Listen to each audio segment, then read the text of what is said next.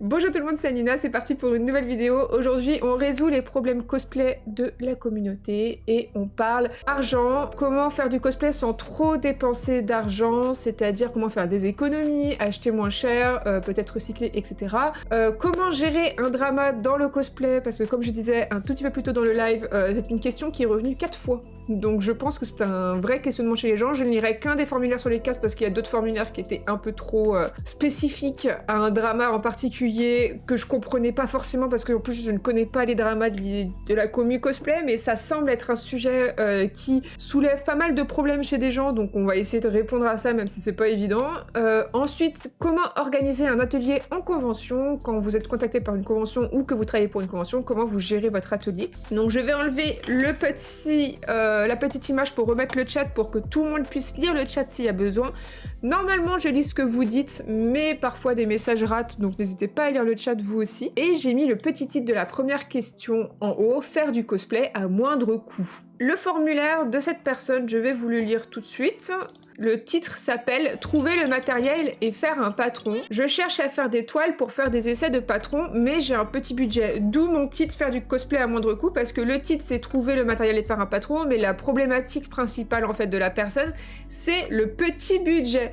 Et je pense que c'est un sujet hyper intéressant parce que les cosplayers n'ont jamais de thunes. Donc quel type de solution cherches-tu? Quel type de matériel tu conseilles? Comment faire une fois que le montage est bon? Trouver des patrons gratuits? Ajuster des patrons à sa taille?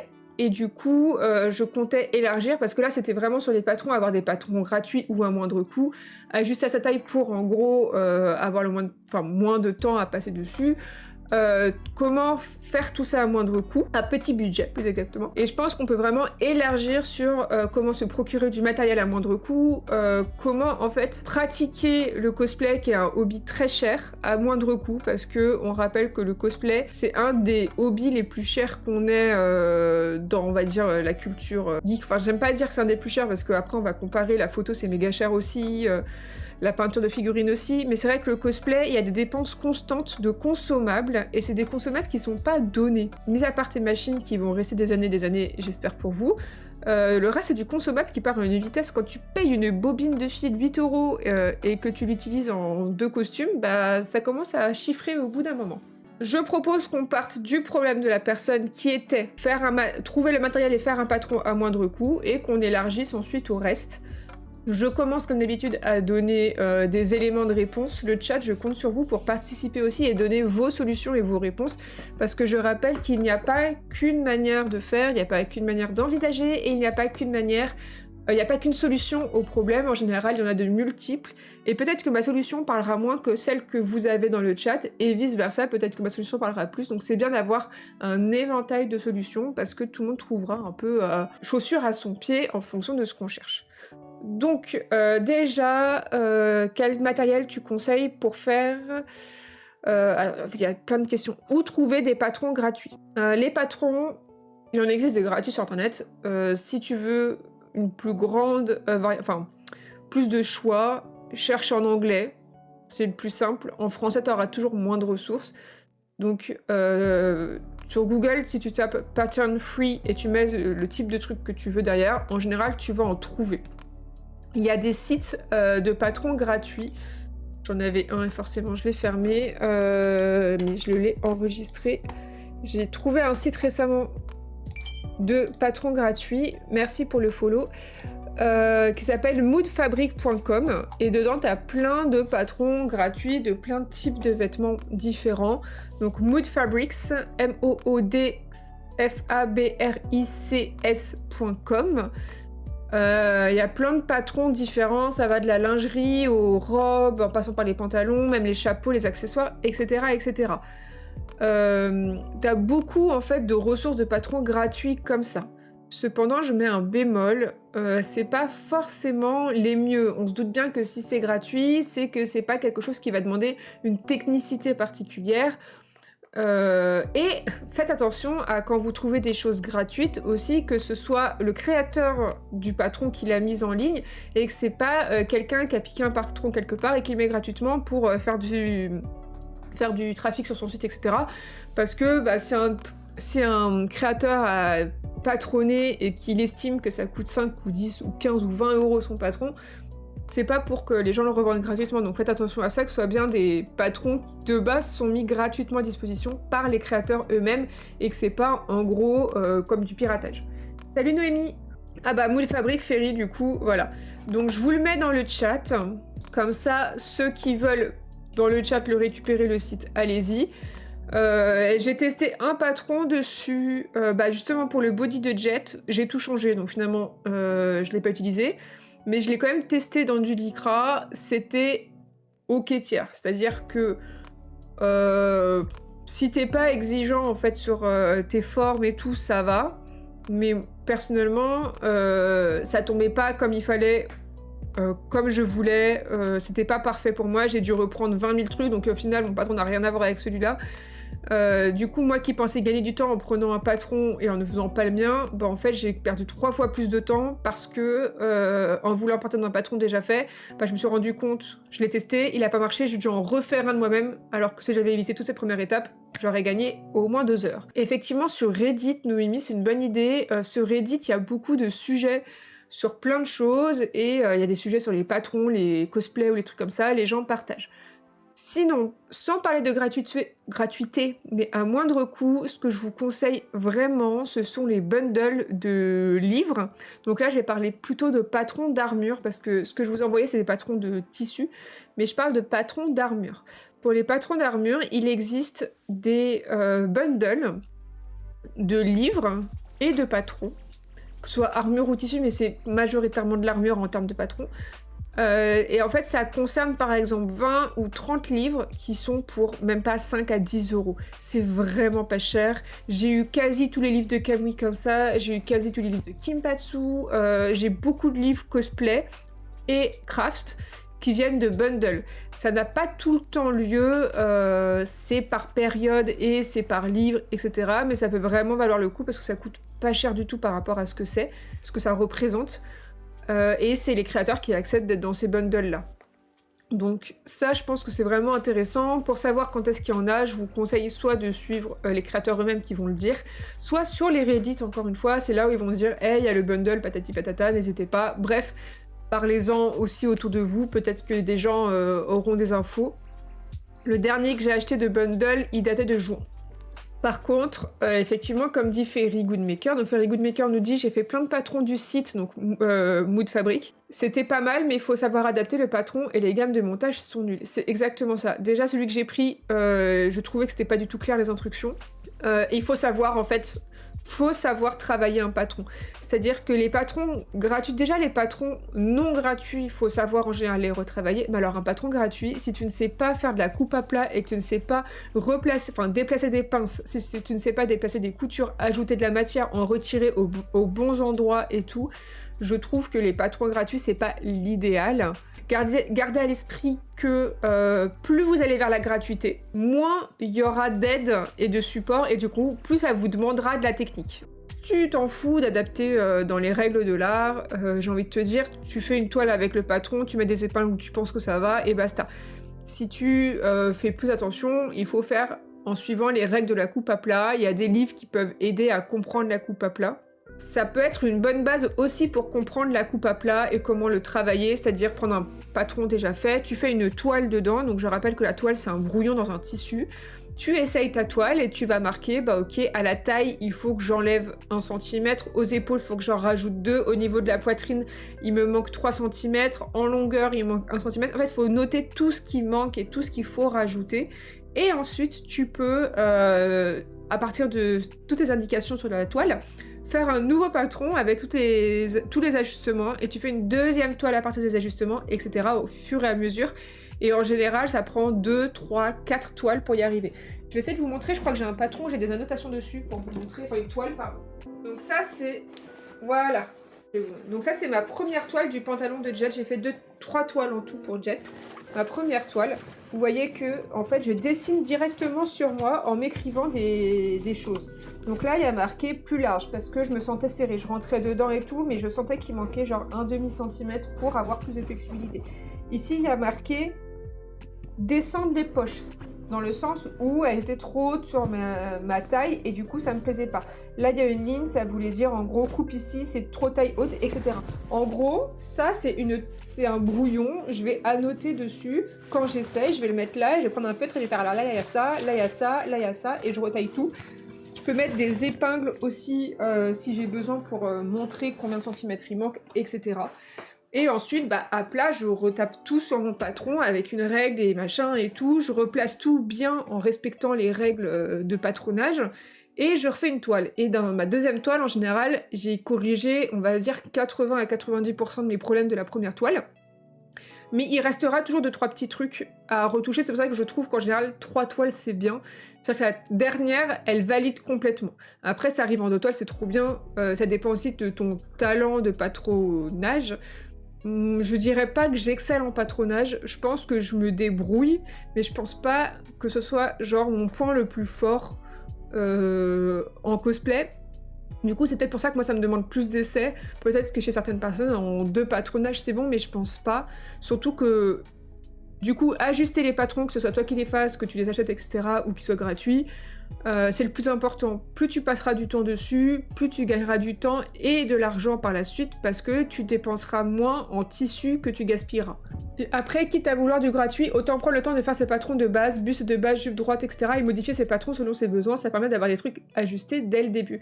C'est aussi une technique, je sais que c'est un truc que je n'ai pas fait, et j'ai mis très longtemps à le faire, c'est-à-dire j'ai commencé à le faire il y a 5 ans, je crois. Et en fait, je le faisais pas de 1 par flemme et par, je sais pas, peur de perdre du temps. Finalement, ce que j'ai bien aimé en le faisant, c'est qu'en fait, ça m'a complètement décomplexé sur la coupe à plat et ça m'a fait comprendre beaucoup de choses sur le patronage. Donc, ce dont parle Ferry, je vais vous montrer ce que c'est. Ce livre-là, le modélisme de mode, coupe à plat, les bases. En gros, au tout début de ce livre, attention. Au tout début de ce livre, ils vont vous expliquer comment, à partir d'un rectangle comme ça, là, en fait, vous allez venir remettre toutes vos mesures pour faire un patron de base de haut. Et du coup, à la fin, vous vous retrouvez avec un patron qui ressemblera à peu près à ça. Et en gros, ça va vous expliquer étape par étape comment faire juste un haut très basique.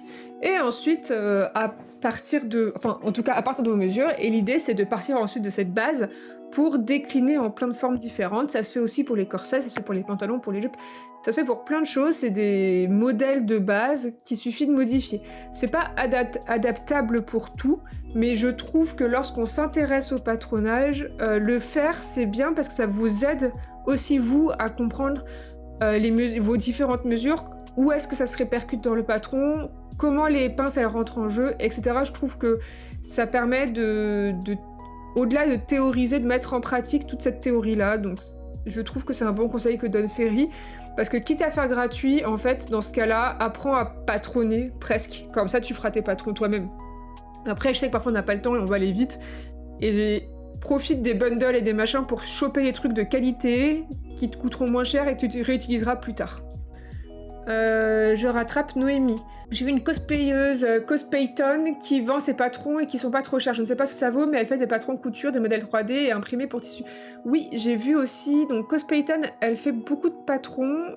Pareil, je ne sais pas ce que ça vaut, je n'ai jamais testé. Je sais pas combien il coûte en plus, genre en vrai. Genre le haut de Jinx, juste le haut, hein, donc juste le débardeur, hein, elle le vend 7 €. Et c'est gradé du XS au 3X. L, je suppose qu'il manque un L, non je sais pas. Par contre, je ne sais pas ce qu'ils valent après en qualité, dans le sens où je les ai jamais utilisés, donc je peux pas vous aider là-dessus. En France, on a Lunette qui en fait, il y a Nikita avec ses livres aussi. Les chats là. Il y a Nikita avec ses livres aussi. Il y en a plein en France qui en font aussi, donc faut pas hésiter à regarder. J'ai envie de vous dire, toujours faire travailler les gens à côté de chez vous.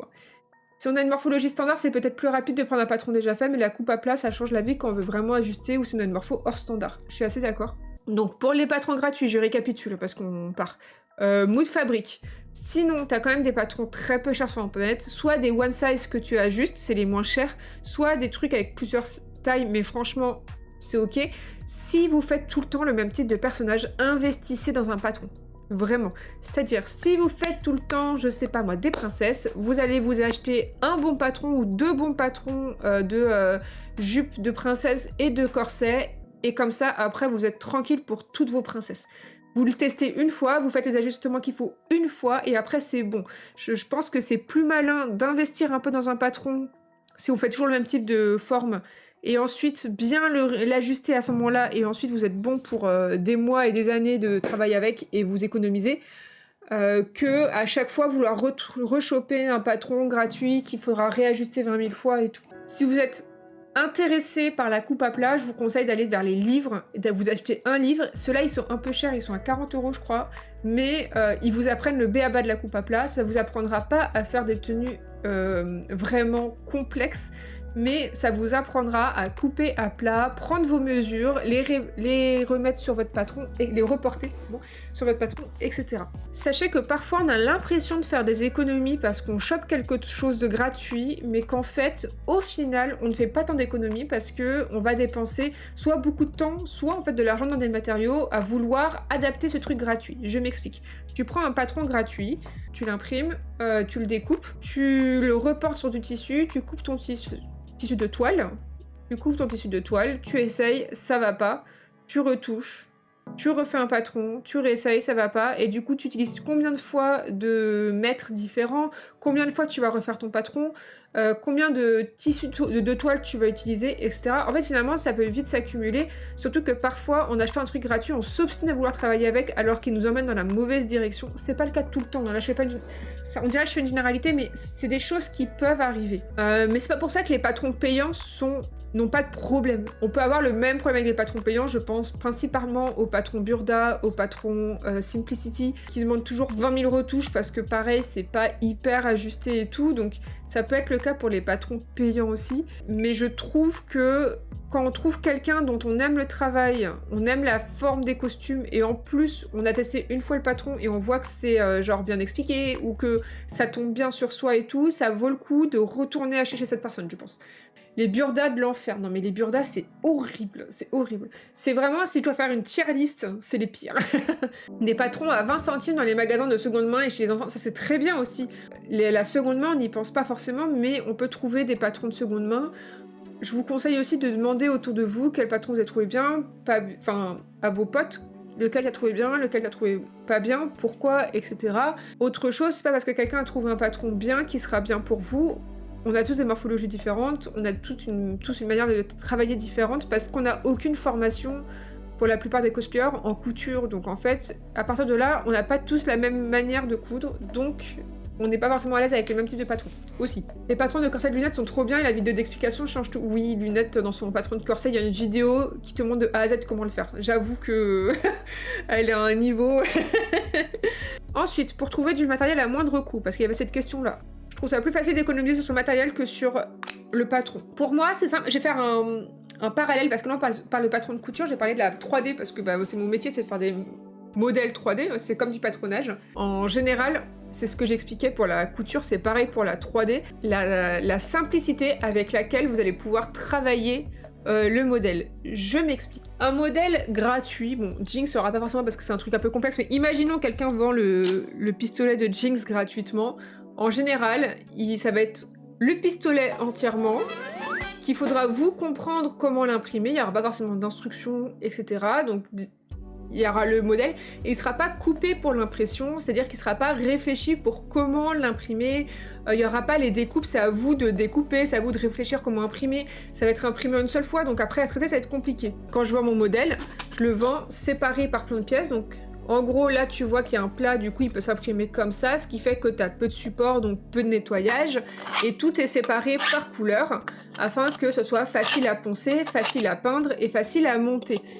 Et en fait, c'est pour ça que c'est payant, c'est parce que derrière, en fait, je vous évite peut-être des erreurs d'impression, je vous évite du gaspillage de matière, je vous évite des heures et des heures à prendre du scotch et à masquer. En fait, ce que je vends, c'est pas tant la sculpture, c'est le savoir-faire de la sculpture et le savoir-faire aussi du post-traitement qui va être simplifié. L'histoire des patrons, ça s'applique aussi à la mousse. Un bon patron engendre beaucoup d'économies matérielles. Exactement. Un bon patron de mousse, c'est pareil. Il y aura l'écran bien annoté. Ça sera en général assez bien adapté aux morphologies. Il y aura assez d'adéquation pour comprendre comment tu coupes, quel angle, dans quel type de mousse, etc. En fait, ce qui est vendu, c'est aussi des connaissances et un savoir, et pas uniquement la ligne. Et c'est pour ça que si on veut absolument un patron gratuit parce qu'on n'a pas une thune, fais ton patron toi-même, en fait, t'iras plus vite et peut-être que ça sera... Enfin, non, t'iras pas forcément plus vite, mais ça sera plus adapté à ta morphologie. Je sais pas si vous êtes d'accord avec moi dans le chat, mais pour moi, la différence, elle se situe vraiment là. Et du coup, pour le matériel, par contre, là, tu peux faire un peu plus d'économie. Donc déjà, pour les toiles, il y a plein de manières de pas dépenser d'argent pour des tissus de toile. Voilà, allez en recyclerie, je sais pas où, vous prenez des chutes de rideaux, de nappes, tout ce qui est linge de maison qui n'est plus utilisé et qui est soit à jeter, soit en recyclerie, etc., etc. Vous pouvez les utiliser pour faire vos toiles à patron. Sinon, les tissus sur les marchés qui coûtent pas cher, qui sont nuls parce qu'ils vont pas bien vieillir, et si vous faites votre costume dedans, vous êtes sûr que dans 2 ans, il ressemble plus à rien et qu'il est parti en poussière. Mais par contre, pour faire une toile, ça peut être très bien. Le seul truc qui est important dans la toile à patron, c'est que, en gros, le tissage du tissu correspond à votre tissage final. Si vous avez un tissu final qui doit être rigide, non extensible, vous prenez un tissu pour une toile qui est rigide, non extensible. Si votre tissu final c'est un jersey extensible, vous prenez un jersey extensible pour votre tissu à toile. Sinon, vous aurez des problèmes de patronage. Je m'explique. Imaginons que votre tissu final c'est du serge coton toile sans aucune extensibilité, et que vous faites votre toile dans un truc qui a un peu d'extensibilité. C'est pas français mais vous avez compris. Et ben vous pouvez, en fait, votre patron risque d'être trop petit pour la version finale parce que sans vous en rendre compte, vous aurez un peu tiré sur les mailles. Donc faites attention. Au coupon Saint-Pierre, il y a le bac des 5 € les 3 mètres, il y a les soldes des coupons Saint-Pierre aussi. En marché, on peut trouver 1 € le mètre, donc on peut y aller, hein, on prend 20 mètres, on va chez Benitex, on va en recyclerie. Il y a plein de manières pour les toiles à patron d'économiser des sous. Vraiment, votre grand-mère, elle jette ses rideaux, mais prenez-les en fait. Vous posez pas de questions. Les draps, tout ce qui est draps, rideaux, nappes, mais banger pour tout ça. Je viens de faire mon patron dans une chute de linge de maison de mon père. Enfin, voilà, c'est très bien. Chez Emmaüs, c'est très bien, voilà. Il y a la réserve des arts qui vend plein de tissus aussi au poids, dont parlait Lunette dans dans la vidéo où elle nous fait visiter l'atelier. Il y a plein de manières, vraiment, n'hésitez pas. Ça, c'est pas un souci. Pour les tissus finaux, là, ça va dépendre... Enfin, en fait, je pense qu'il faut plutôt adapter le tissu à votre budget. Si vous avez un petit budget, vous pourrez jamais trouver du tissu de qualité à 3 € le mètre. Enfin, vous pourrez, mais... Comment dire ? Un satin Duchesse ne sera jamais à 3 € le mètre. Mais, si vous n'avez pas d'argent, bah vous prenez une imitation ou vous prenez du polyester et ce sera pas en soie. Faut aussi accepter qu'on peut pas forcément avoir un budget qui correspond à la matière qu'on veut. Ce que je vous déconseille cependant, c'est d'utiliser des tissus type velours... comment ça s'appelle ? Panne de velours. Parce qu'on a l'impression que c'est du velours pas cher. Alors, c'est du velours pas cher, mais c'est du velours de très mauvaise qualité, qui en plus de ça est pas très beau, pas facile à coudre, et qui va vite s'abîmer. Donc vraiment, si vous voulez du velours pas cher, prenez pas de la panne de velours, trouvez des velours de polyester, trouvez peut-être des alternatives type de la suédine qui seraient un peu moins chères, mais pas de panne de velours. Pareil, ne prenez pas des satins de doublure si vous voulez un tissu satiné. Parfois on a envie de se dire ça coûte que 1 ou 2 € le mètre, je prends. Oui, mais en fait c'est tellement pareil, c'est fin, ça va se déchirer, ça va pas bien vieillir, le rendu sera pas joli. En fait, tout l'argent que vous aurez voulu économiser dedans, finalement vous allez y perdre au change sur votre rendu final. Donc il y a des entre-deux à trouver entre le tissu incroyable qu'on veut mais qui coûte 30 € le mètre et il nous en faut 10 mètres donc on n'a pas 300 balles, et le tissu qui coûte 1 € au marché Saint-Pierre, mais en fait après 3 piqûres le truc se déchire. Donc l'idée ça va être de trouver un entre-deux et de trouver des tissus avec lesquels vous êtes à l'aise de travailler. Les coupons, ça peut être moins cher, donc moi j'aime bien travailler avec des coupons, puis Je trouve que ça permet d'avoir, comment dire, c'est pas des vrais coupons. À l'origine, les coupons, c'est des restes de tissu. Maintenant, c'est plus ça, c'est des rouleaux de tissu qui coupent en 3 mètres et qui vendent en coupons. Mais ça revient toujours moins cher au mètre. Sinon, sur Internet, vous pouvez avoir des sites moins chers. En France, la matière première est assez chère. Elle sera un peu moins chère, par exemple, aux États-Unis. Donc, si vous avez besoin de beaucoup de métrage, ça peut valoir le coup d'acheter sur des sites américains. Je vous conseille, alors je le marque dans le chat, Wholesale Fabrics. Et par exemple, si vous allez là-dessus et que vous cherchez ce qu'on appelle du fake dupioni, donc le fake dupioni, c'est de la fausse soie sauvage, c'est 3 $ le mètre. À la place du coup de 30 $ le mètre. Elle est super jolie, les couleurs sont très belles. Ma robe de Zelda, elle est faite avec ça.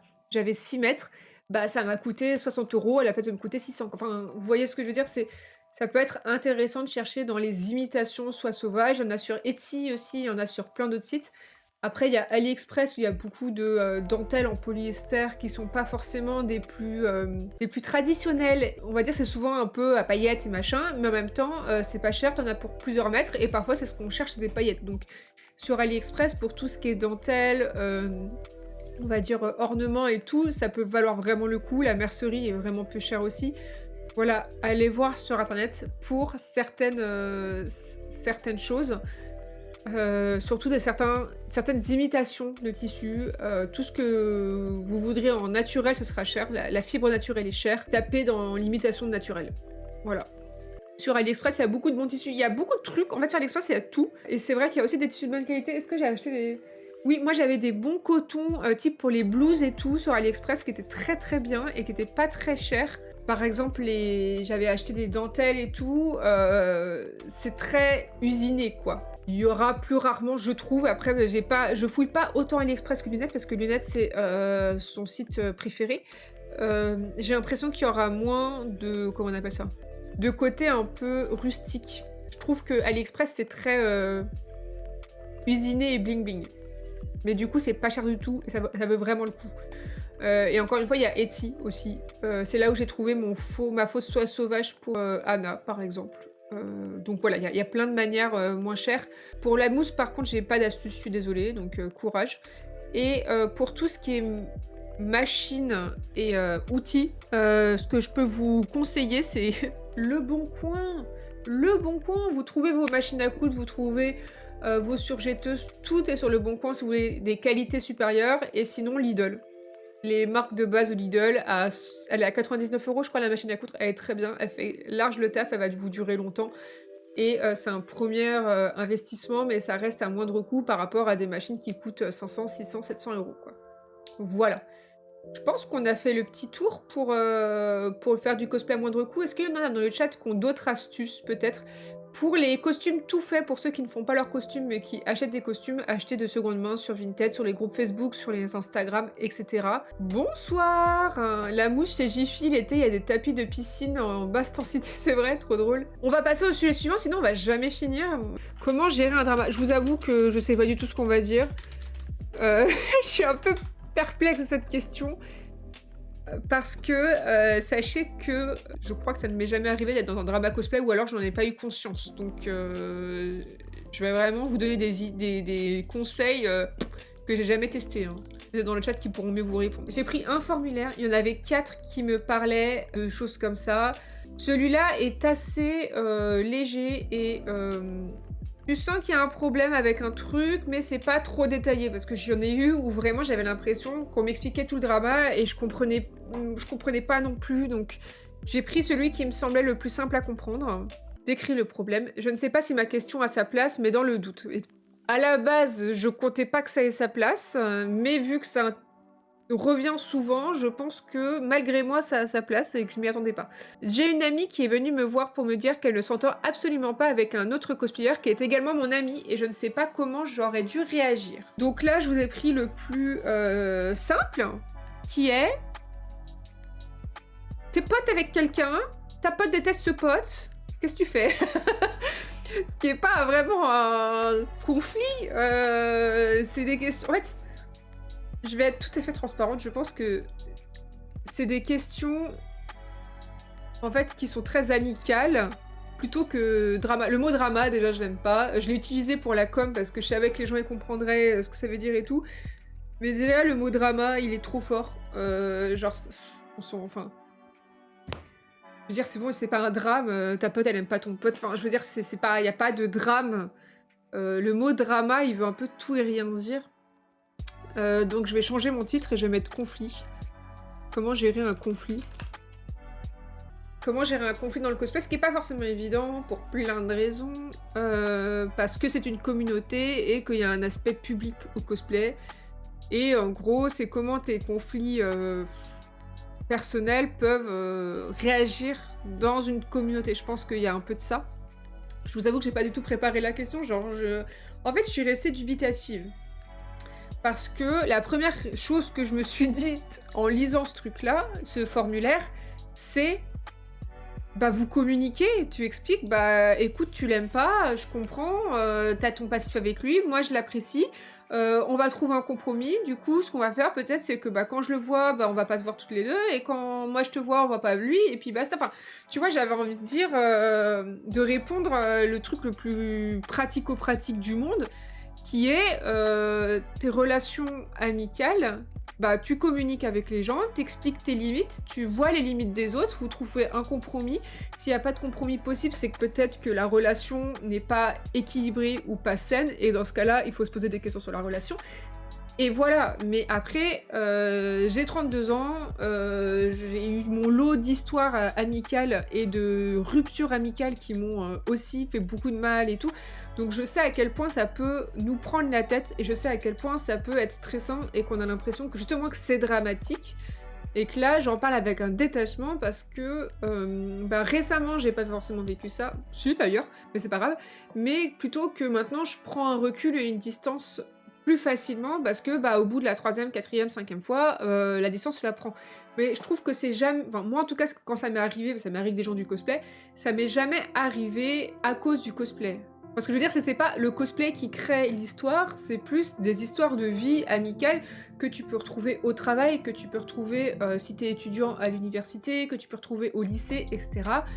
C'est comment gérer en fait ta relation amicale, toi personnelle avec les gens, mais aussi vis-à-vis des autres. Parfois, quand t'as la distance par rapport au problème, tu trouves ça très évident, la solution. Comme moi, là, je vous dis, bah, tu discutes et tu vois, enfin, voilà. Mais en vrai, je sais que quand on est dedans, ça paraît beaucoup plus grave, parce que t'as l'impression que tout autour va s'écrouler avec. Je dis n'importe quoi. Imaginons... Lunette, je vais te prendre en exemple. Lunette, c'est ma meilleure amie, et on est toutes les deux cosplayeuses, d'accord? On a toutes les deux, en plus une marque. On a, lié au cosplay, on a toutes les deux une visibilité liée au cosplay. On est deux figures de la communauté cosplay, on va le dire comme ça, en tout cas à notre échelle. On est très bonnes potes. Imaginons un jour, on a un conflit entre nous, X ou Y raison. On peut comprendre, je pense toutes les deux, que on va beaucoup se poser de questions de comment ça va se répercuter au niveau de nos followers. Peut-être si jamais, est-ce que le conflit va être public ou pas, ça dépend, tu vois. La répercussion au niveau de notre image, la répercussion au niveau de plein de choses, et au-delà de, même si le conflit n'est pas public, parce que moi, toutes les personnes avec qui je me suis embrouillée dans le cosplay, j'en ai jamais fait, enfin, personne ne le sait, il y a que les proches qui savent, mais genre t'en parles pas dans les réseaux, pour moi, ça n'a pas lieu d'être de parler de tes conflits sur les réseaux. Le truc qui est très relou, c'est que du coup, moi, tous les 3 mois, on parle encore de ces gens-là, et je suis en mode, mais les gars, ça fait 6 ans qu'on se parle plus, qu'on s'apprécie plus, qu'on prend plus de nouvelles, arrêtez de tout le temps me remettre cette personne devant. En fait, dans le cosplay, tu peux pas échapper aux relations avec les gens. Mais non, Lunette, on est toujours amis. Mais en fait, par exemple, si on se brouillait avec Lunette, bah je sais très bien qu'en fait, je ne pourrais pas échapper à Lunette, j'ai oublié d'enlever mon image. Bon, je pourrais pas échapper parce qu'on a des amis en commun, parce qu'elle est dans la communauté, à moins qu'elle arrête le cosplay. En fait, je la verrai en convention, je la verrai dans les groupes des gens, je la verrai peut-être aux soirées, aux machins. En fait, tu pars jamais... Enfin, tu n'auras jamais une rupture nette avec la personne parce que la communauté cosplay fait que bah, vous allez interagir et vivre et évoluer dans le même univers. Donc je peux comprendre que ça paraisse être un problème gigantesque d'être en conflit avec des gens. Cependant, il faut prendre un peu de recul aussi sur ça et essayer de de prendre des décisions surtout avec lesquelles on est à l'aise. Je vais rattraper le chat et je continuerai ma pensée après. Je pense à un moment, il faut prendre sur soi et accepter les compromis, même entre amis. On est d'accord, mais parfois c'est pas si simple. Hein. Il y a eu des choses graves, faut en parler. Ils font pas de projet en tout va bien. En vrai, le mieux c'est de rester bienveillant envers tout le monde et de laisser couler si t'es dans un drama. Sur le volet, il n'y a plus le chat. Ah, merci. Faut pas laver son salle en public. En fait, il y a moins de trucs graves et donc pas de drama, ça doit rester privé. Alors, c'est exactement ça. Déjà, pour moi, la première réaction, c'est de jamais que ça passe public. Jamais. Parce que de un, ça ne regarde pas les gens. De deux, c'est parce que vous avez une histoire avec une personne que les autres auront une histoire avec. Mis à part quelque chose de grave, et quand on dit grave, grave c'est pas il m'a dit que mon costume il était moche et voilà, enfin ça c'est pas grave. C'est blessant, c'est grave en termes de sentiments, mais ça mérite pas d'être sur la place publique. Ce qu'on appelle grave, c'est des choses répréhensibles par la loi. Voilà, des comportements dangereux, tout ça, là dans ce cas-là, il y a une question d'alerte qui peut être lancée. Après, on n'est pas non plus responsable de lancer des alertes, on n'est pas dans l'obligation, mais peut-être en parler à des gens qui peuvent vous aider, vous accompagner, c'est aussi important. Mais sinon, il n'y a aucun monde où on en parle en public. Les stories visées ou non nommées, mais tu sais que ça vise quelqu'un, ça ne sert à rien. Ça sert à rien parce que tout ce que ça fait, c'est envenimer l'histoire et tout. Là, dans l'histoire, t'apprécies quelqu'un, l'autre l'apprécie pas, mais vous discutez comme des adultes que vous êtes, sauf si vous êtes adolescent, et dans ce cas-là, peut-être que les hormones jouent un peu avec vous, c'est possible, mais globalement, tu vas voir ta pote qui aime pas ton pote, et tu lui dis, bah écoute, t'as le droit de pas aimer ce gars-là ou cette personne-là, y a pas de souci, vous avez le droit de pas vous entendre, moi je l'apprécie, c'est mon ami, mais on va pas partager, enfin on va pas faire des trios ou partager notre vie ensemble. Explique-moi ce qui te gêne, et on va essayer de trouver une solution, et ta pote, ça se trouve, elle te dira, bah ça me gêne parce que, voilà, moi je trouve que il me respecte pas, et là vous allez en discuter, tu vas essayer de comprendre pourquoi cette personne n'aime pas l'autre, pareil, peut-être avec ton pote en parler, à voir, mais il y a un moment donné, si vous communiquez pas, et que tu restes sur, elle aime pas, je sais pas comment faire, tu parles en fait, et tu lui dis, bah voilà, je sais pas comment réagir par rapport à cette situation, parce que moi je suis mal à l'aise parce qu'il se passe ça, et je trouve que la manière dont les gens vont réagir à votre communication est aussi un indicateur de est-ce que cette personne, enfin comment cette personne envisage la chose et tout, tu vois. En fait, tu peux être ami avec des gens qui ne sont pas amis entre eux. Moi j'ai des potes qui s'aiment pas, enfin c'est normal, c'est tes potes sont pas obligés d'aimer tous tes potes, etc. Et j'ai déjà une amie qui est venue me voir un jour et qui m'a dit « Écoute Lucille, moi, cette personne dans tes amis, j'ai du mal avec.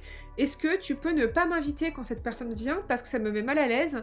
Et j'avoue que dire non, ça m'embête parce que je t'apprécie et j'ai pas envie que tu crois que j'ai pas envie de te voir, mais ça me met dans une position délicate et tout. Et je lui dis « Bah ok. » Et du coup, je sais très bien que quand je vois cette pote, je l'invite elle et les gens qu'elle apprécie, et que si jamais j'invite l'autre pote, et ben je vais pas proposer à la première pote parce que ça va la mettre mal à l'aise.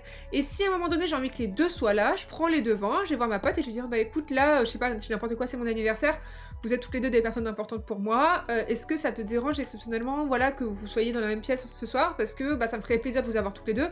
Et en général, bah si ta pote elle t'apprécie et qu'elle comprend, elle va te dire bah oui, y a pas de souci, c'est un moment important, je serai là.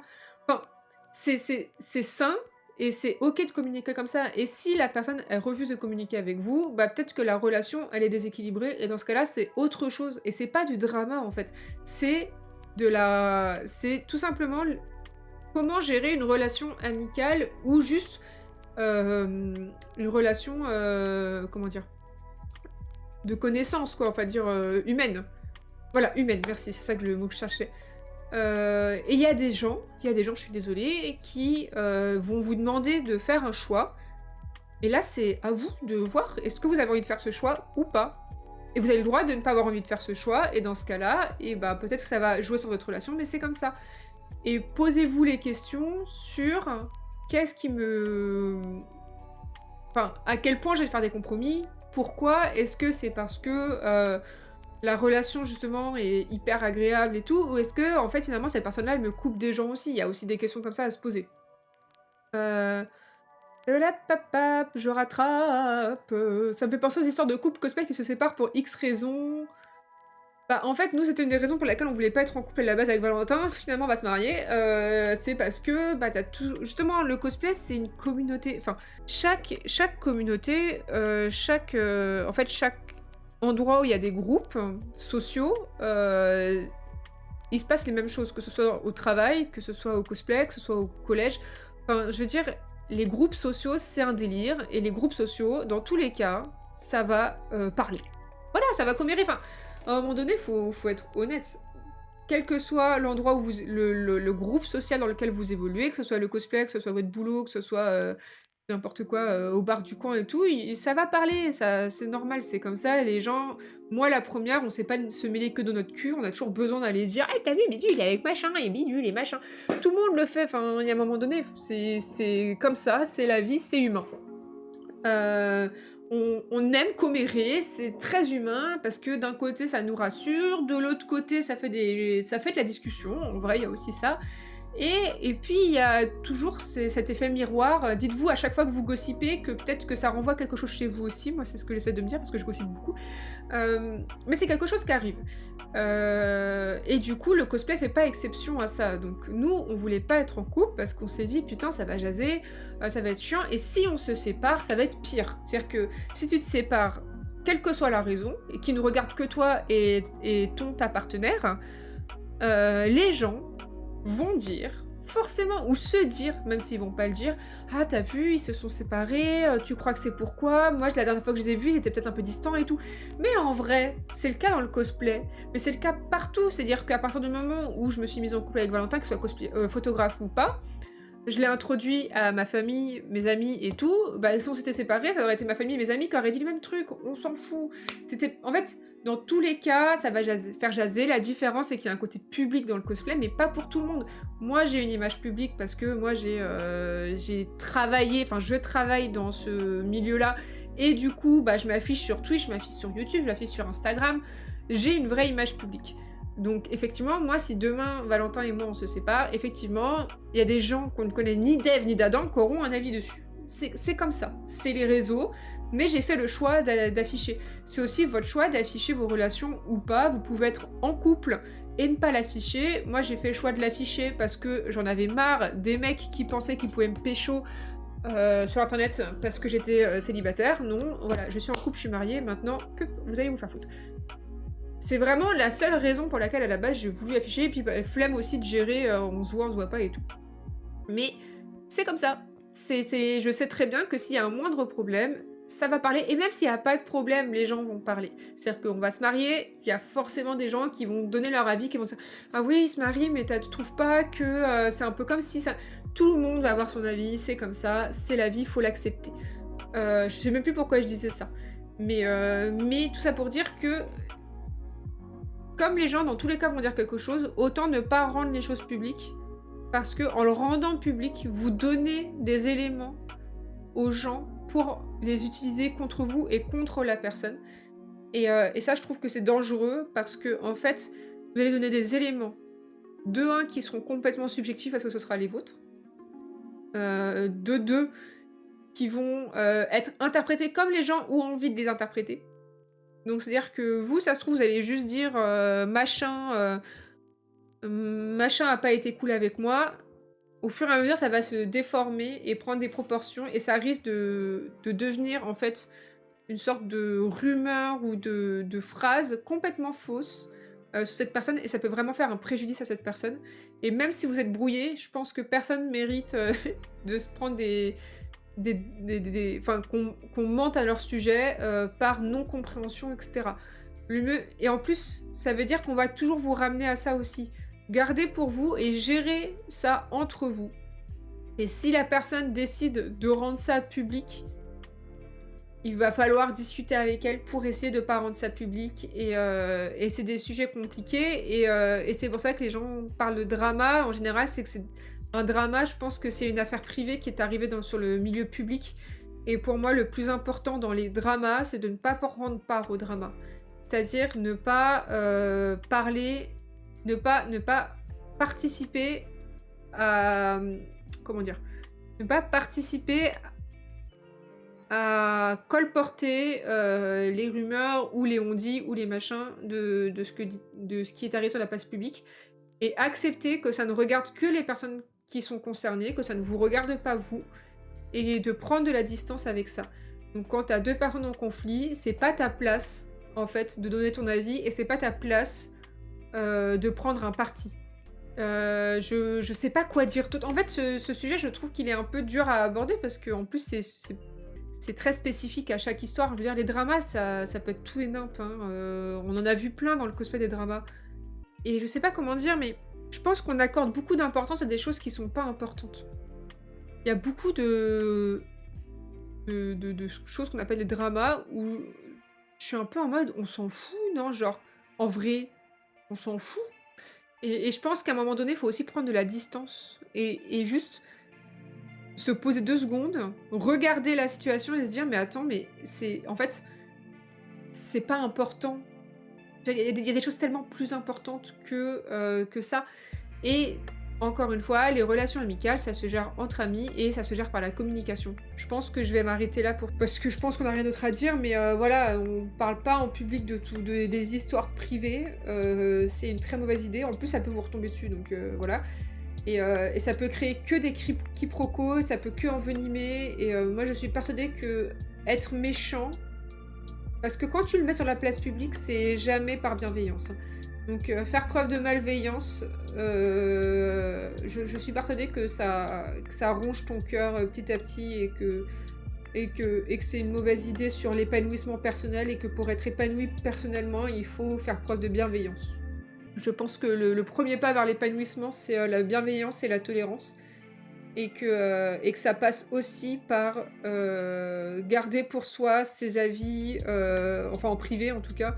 La phrase ne fais pas aux autres ce que tu n'aimerais pas qu'on fasse à toi-même, je la trouve... Enfin en tout cas c'est un credo que je m'applique pas mal.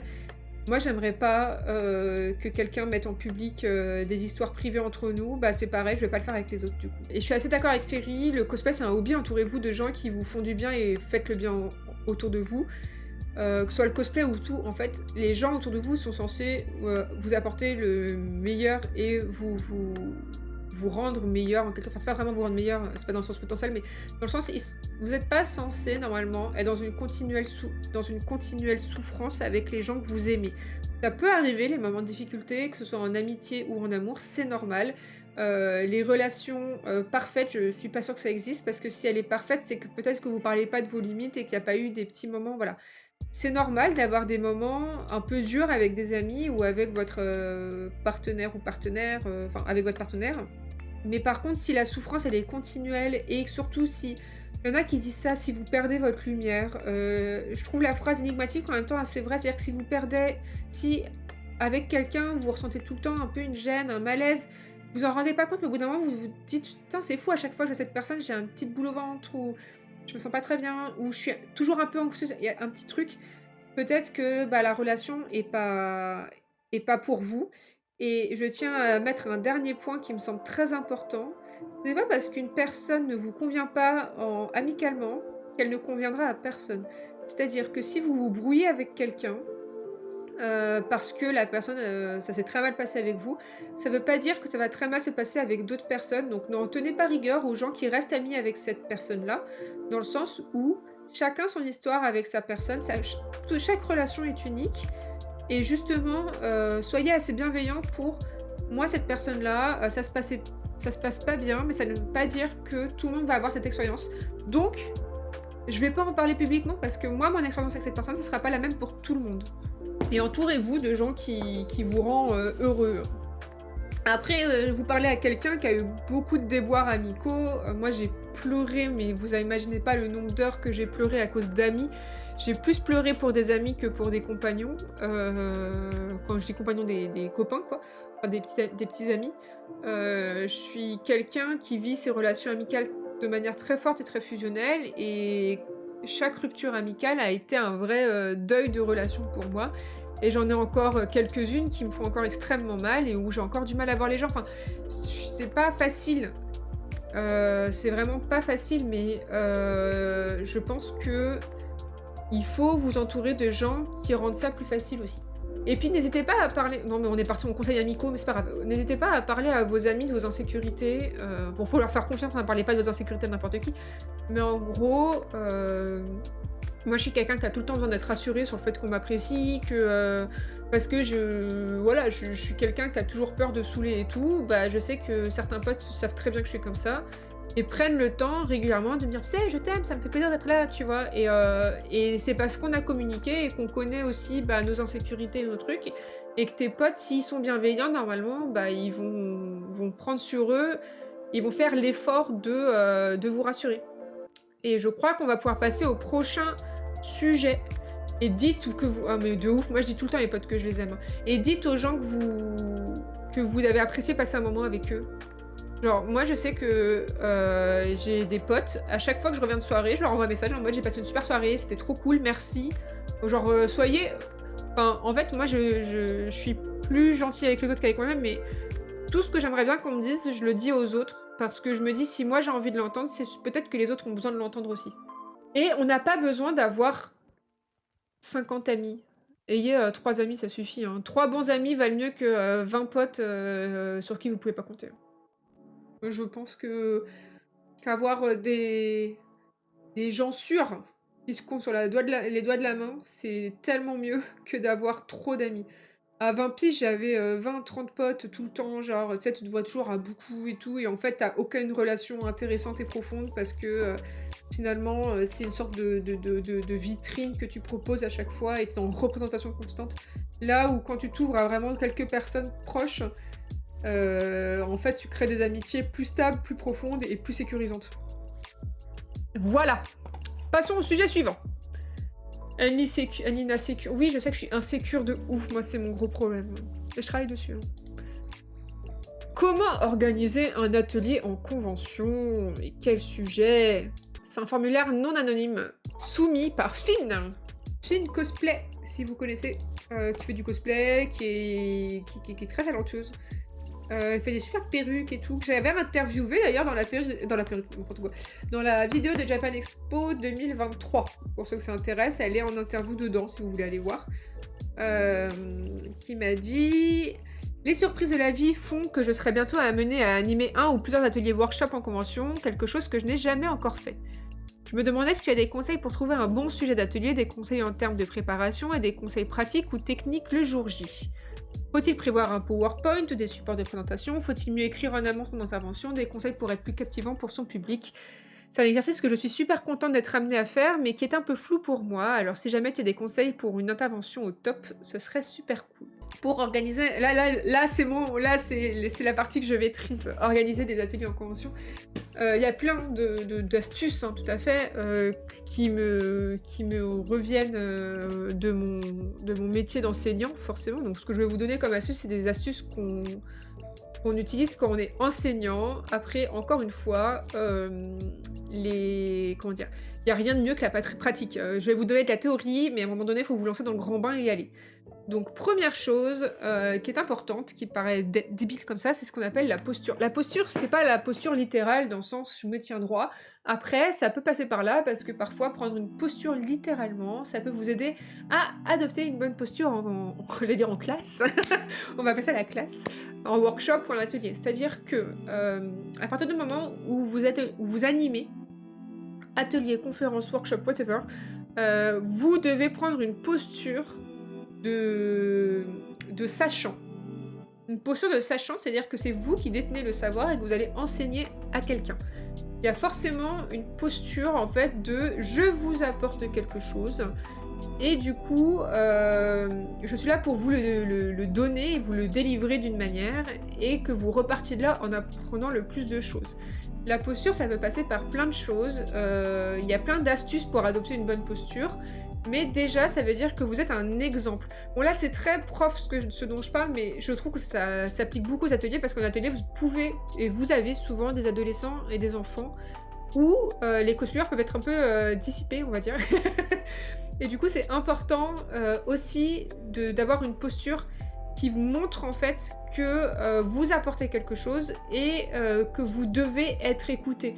Parce qu'en fait, il n'y a rien de pire que d'arriver avec une posture, on va dire, où vous n'apparaissez pas comme étant quelqu'un capable de vous apprendre quelque chose, et du coup, dans ce cas-là, les gens vont pas écouter, les gens vont pas être là, et vous n'allez pas être... En fait, vous n'allez pas être pertinent pour l'animation. Donc la posture, ça peut passer par un changement de langage, un changement de posture physique, ou enfin d'ailleurs vous tenir droite et tout. Ça peut passer par plein de choses. Moi je sais que mon attitude quand je passe en côté enseignante va changer. C'est-à-dire que mon langage va être plus... un tout petit peu plus soutenu. C'est pas tant qu'il va être soutenu, c'est plus que mes phrases vont être plus construites et plus posées. C'est-à-dire que moi, quand je parle comme ça, salut, ça va, tu vas bien, ouais, bah, j'ai passé une bonne journée, machin et tout. Je peux dire des insultes, des gros mots, des familiarités. Voilà, ça c'est moi.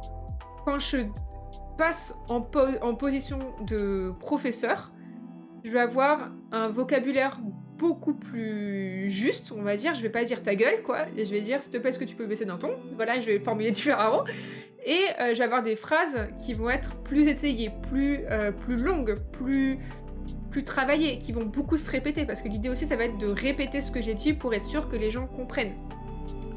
Je parle plus avec mes mains, tout à fait, et vous voyez que j'ai une posture plus de recul. C'est-à-dire qu'en fait, je vais être en position, je suis là pour vous transmettre quelque chose, donc il y a une posture, je suis beaucoup plus encadrée. Quand je suis pas en position de prof, hop, je suis plus avachie, je suis voilà, on va parler, on va discuter, on prend un thé. C'est normal, on adapte notre manière d'être et notre langage à la situation. Pour vous donner un exemple très simple, vous ne vous adressez pas de la même manière à vos potes que lorsque vous allez parler à la secrétaire de la mairie.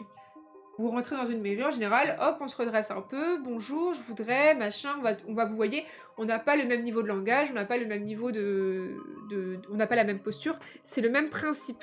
Quand vous passez, vous vous dites, ok, là je passe en atelier, hop, c'est pas la pote qui va t'apprendre un truc, c'est moi, cosplayeuse, ou moi, perruquière, ou moi, je sais pas, enseignante, qui vient et qui va te transmettre quelque chose. Et c'est des choses assez intangibles qui vont venir avec la pratique, mais qui vont vous permettre, en fait, on va dire, très rapidement, de capter l'attention des gens, et que du coup, ces gens-là vont se dire, ok, cette personne-là, je l'écoute, elle a un truc à m'apprendre. C'est peu tangible, mais c'est important de garder en tête, je vais le dire plutôt comme ça, que vous devez changer de posture. C'est pas... Quand vous faites un atelier, je suis désolée, ça c'est mon avis personnel, peut-être que tout le monde ne le partage pas.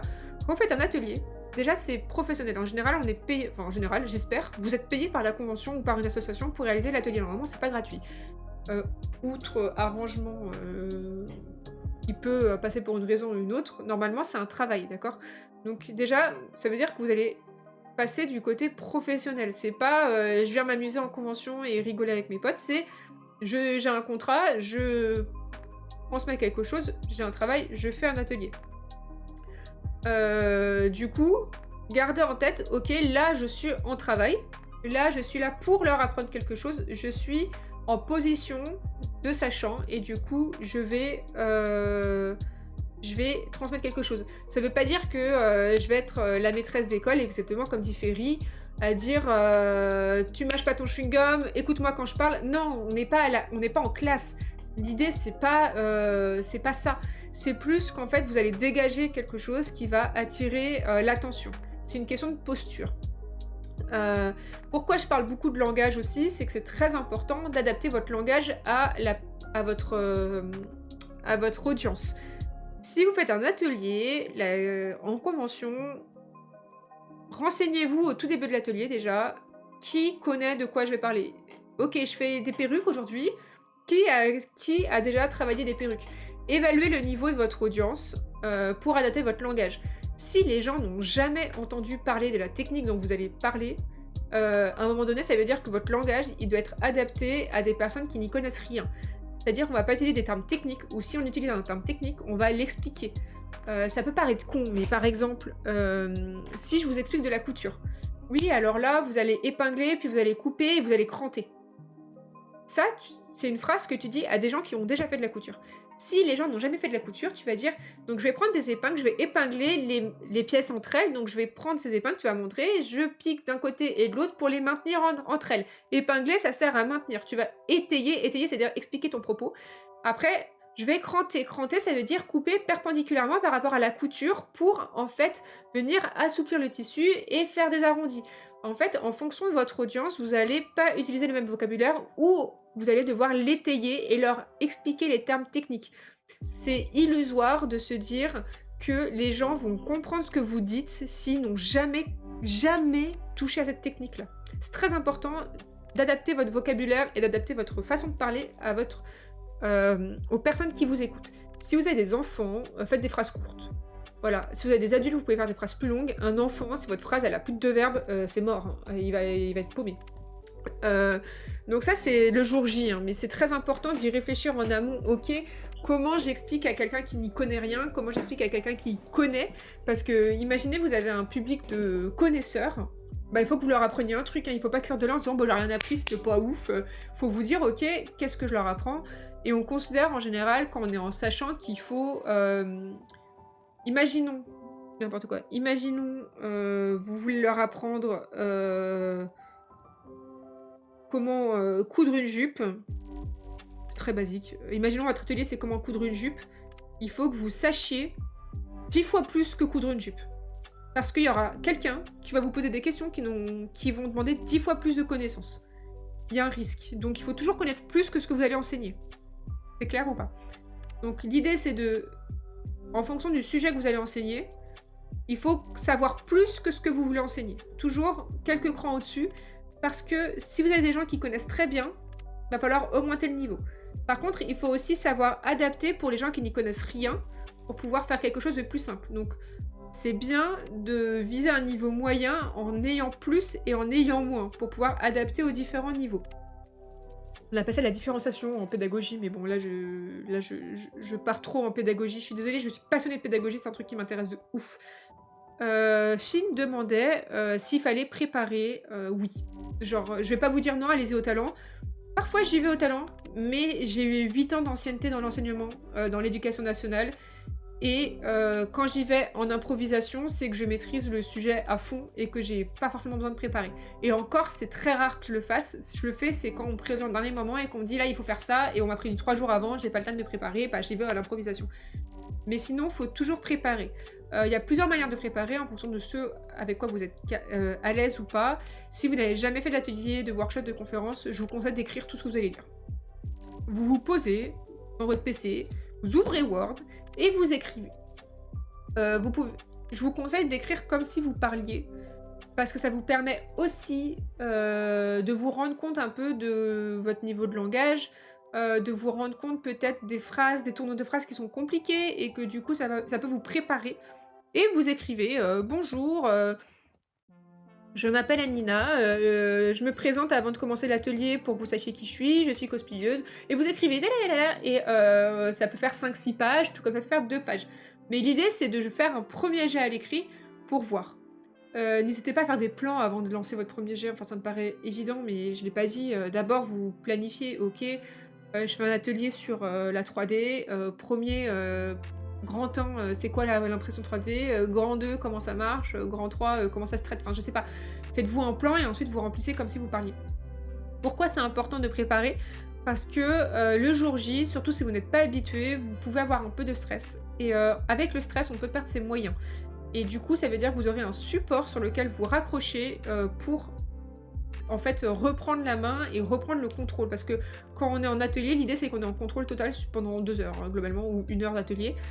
Et si vous écrivez de la manière dont vous parlez, l'avantage c'est que si vous commencez un peu à perdre vos moyens, je suis stressée, mince, je sais pas, enfin, j'en étais où, hop, on baisse les yeux et c'est exactement la manière dont vous parlez, donc vous n'avez même pas à réfléchir à comment reformuler la phrase, elle est déjà formulée comme vous l'auriez dite, et du coup, hop, on baisse les yeux. Oui, donc je disais, la 3D ça fonctionne de telle manière, et là vous reprenez grâce à la lecture. Donc, je sais que ça peut paraître barbant de préparer à l'avance, mais ça peut vraiment vous aider sur le moment à rebondir en cas de trou de mémoire, en cas de stress, en cas de petit aléa, bam, on reprend. Finn demandait s'il fallait un PowerPoint. Moi j'en fais. Il y a 2 raisons. Première raison, c'est reparti en pédagogie. Première raison, Il y a des gens qui n'ont pas de mémoire auditive, il y a des gens qui ont une mémoire visuelle. Il faut que tu parles au plus de mémoire possible. Il y a des gens qui ont une mémoire kinesthésiste. Donc kinesthésiste, c'est les gens qui ont une mémoire des mouvements. Du coup, c'est important de faire appel à tout type de mémoire parce que tu veux pas laisser des gens de côté parce que tu fais pas appel à leur mémoire à eux. La mémoire auditive, c'est pas la plus répandue non plus, c'est assez répandu mais c'est pas la plus répandue, donc avoir un support visuel, ça permet aux gens qui ont une mémoire visuelle de mieux retenir ce que tu dis et du coup de mieux intégrer ce que tu dis. Par contre, il y a plein de conventions où tu n'auras pas de support visuel parce qu'ils n'ont pas prévu d'écran, ils n'ont pas prévu de matos pour ça, mais je trouve ça important de prévoir pour ces personnes-là qui puissent avoir un support visuel et du coup pour les gens qui ont une mémoire visuelle, c'est plus facile. Si c'est un atelier, n'oubliez pas de faire manipuler aux gens. Pour les gens qui ont une mémoire kinesthésique, ça va leur permettre de mieux retenir parce qu'ils vont faire du mouvement, ils vont toucher, ils vont être dans l'action et du coup ils vont mieux retenir. Par exemple, les danseurs en général ont ce type de mémoire-là. L'avantage du PowerPoint, c'est qu'en plus toi ça peut te remettre dans ce que tu es en train de faire. Ah oui, c'est vrai, il y a ça à faire. Je reprends la question, je suis désolée. Donc, faut-il un PowerPoint ou un support de présentation? Un support de présentation que tu gardes pour toi, oui. Il te faut des notes. Soit des notes ou écrites de manière exhaustive, oui. Pour moi, tu le fais une fois et comme ta conférence ou atelier, normalement, il tourne. Si c'est un bon atelier, s'il marche bien, tu es censé le réutiliser dans d'autres conventions. Tu le fais une fois, après tu l'as pour toujours, enfin voilà, avant tu le relis, comme ça te remet en tête, et sur le moment, si tu as besoin de relire, tu peux. Si tu n'as jamais fait d'intervention de prise de parole, entraîne-toi chez toi, comme n'importe quel oral, on s'entraîne tout seul ou auprès de quelqu'un. Si c'est une technique et que tu n'es pas sûr que ce soit accessible à tous, n'hésite pas à faire ta démonstration devant quelqu'un qui n'y connaît rien pour voir les questions qu'il va te poser, comment ça se passe, etc. Là, tous les conseils que je vous donne, c'est pour être au maximum de tes capacités. Je comprends qu'on n'ait pas tous le temps ou l'envie de faire autant. Je vous donne le max. Après, c'est à vous de piocher les astuces qui vous semblent nécessaires pour vous. Donc, prévoir un PowerPoint, oui. Je dirais que 70% des conventions, tu as possibilité de passer un PowerPoint, donc fais-le. Ça met un support visuel, ça aide aux gens, ça aide les gens à mieux comprendre. Des conseils pour être captivant. Alors comme je disais, une posture, tu te tiens droit, tu parles, machin, tu as un langage approprié. Pour être captivant, c'est une question de présence scénique. C'est sens-toi légitime. Si tu ne te sens pas légitime et si tu as l'impression que tu ne vas pas pouvoir transmettre quelque chose, les gens vont le sentir d'une manière inconsciente par ce qu'on appelle l'empathie et les neurones miroirs, et du coup inconsciemment les gens vont du coup pas forcément être captivés parce que tu ne te sentiras pas captivante. Donc faut prendre confiance en soi. On est là pour une raison, on a été invité pour une raison légitime, on a quelque chose à apporter. J'ai travaillé mon propos, j'ai travaillé mon atelier, j'ai travaillé ma conférence, j'ai quelque chose à t'apporter, donc je suis là et j'ai de quoi t'apporter quelque chose. Et si c'est important d'avoir cet état d'esprit pour que les gens le ressentent. Ensuite, il faut parler correctement, il faut articuler, faut être à l'aise, faut pas hésiter à engager le public, surtout au début. Bonjour, comme je disais, tu poses la question, ok, aujourd'hui on fait un atelier sur les perruques, je fais une conférence sur la stylisation de perruques. Qui a déjà stylisé des perruques? Ok, d'accord, alors du coup maintenant ma question, qui a stylisé des perruques mais avec des pics? Tu interagis un peu avec le public, Alors moi, c'est mon plus gros souci, c'est que je pose pas mon regard. Vous avez dû remarquer, j'ai un problème de regard, c'est-à-dire que je regarde toujours à droite à gauche. Quand je suis en mode prof, comme je suis en masking total, je suis en représentation. C'est pas moi qui parle quand je suis prof, c'est professeur moi, tu vois. C'est une représentation, c'est un théâtre. Visualisez ça comme un théâtre. Vous êtes au théâtre, vous êtes le personnage principal et vous êtes là pour une raison. Vous jouez votre rôle, d'accord? C'est un rôle à jouer, vous le jouez. Il faut jouer ce rôle en fait de prof et y croire. Si vous y croyez pas, vous y voilà. Et du coup, sélectionnez quelques personnes dans le public et vous les regardez. Vous voyez les gens. Il y a toujours ces gens qui ont l'air intéressés. C'est peut-être pas le cas, on n'en sait rien, mais ils ont l'air intéressés. Raccrochez-vous à eux, vous les regardez, comme si vous discutiez avec eux, pas qu'une personne, parce qu'il faut pas exclure les autres, mais vous en repérez quelques-uns, et c'est à eux que vous vous adressez. Ça peut vous rassurer, ça peut vous aider à calmer votre regard, et ça peut vous aider, vu que vous parlez à quelqu'un, et pas à une sorte de masse, et pas à une entité publique, mais à une personne, ça peut vous rendre plus facilement l'effet dialogue. N'oubliez pas que c'est pas parce que vous êtes sachant, c'est-à-dire que vous transmettez quelque chose, que les autres n'ont rien à vous apprendre. Ça veut dire que le public ou les personnes qui sont dans votre atelier sont aussi intéressants que vous. Et du coup, n'hésitez pas à interagir, demander des questions, demander des retours d'expérience, demander des choses aux gens, parce que eux aussi ont des choses intéressantes à dire. La position de sachant, ça ne veut pas dire que vous êtes au-dessus. Tous les gens sont à votre niveau, c'est un niveau... Moi, je ne considère pas du tout que l'enseignement, c'est une prise de pouvoir, c'est à un moment donné, tu as quelque chose à transmettre que les autres non pas forcément, mais eux auront d'autres choses à vous transmettre. Donc mettez-vous sur un pied d'égalité avec les gens et considérez qu'ils sont tout aussi intéressants que vous, parce que si vous leur donnez de l'intérêt, ils vous donneront de l'intérêt aussi. Et c'est d'autant plus vrai avec les enfants.